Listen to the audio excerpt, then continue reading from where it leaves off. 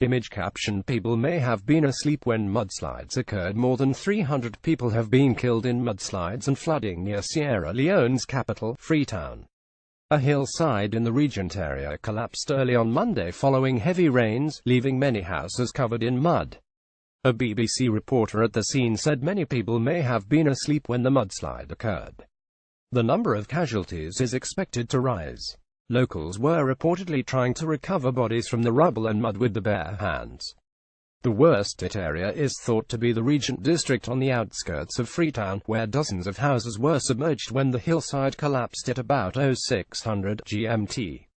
Media playback is unsupported on your device. Media captioned: Heavy rains have flooded Freetown's streets. Red Cross spokesman Patrick Massaquoi told AFP news agency that 312 were confirmed dead and warned the toll could rise further.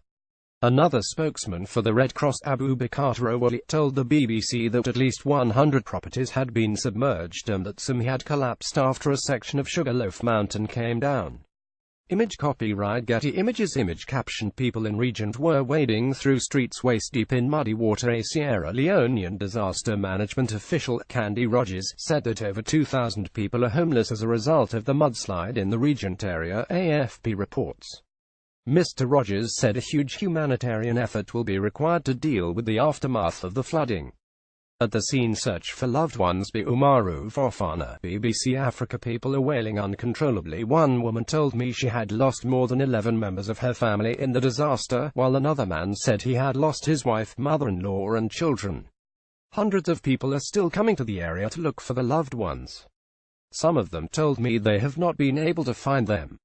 In fact, there is no sign of the dozens of homes that were built at the foot of Sugarloaf Mountain. They are covered in mud, with large areas of mire in some parts.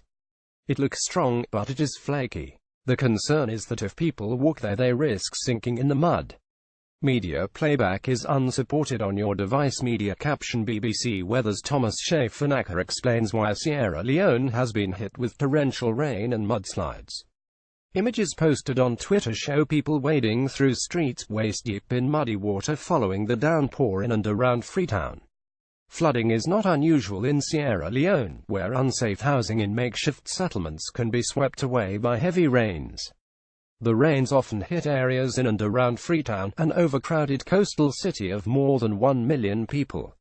In 2015, Freetown endured deadly floods sparked by monsoon rains that killed 10 people and left thousands more homeless.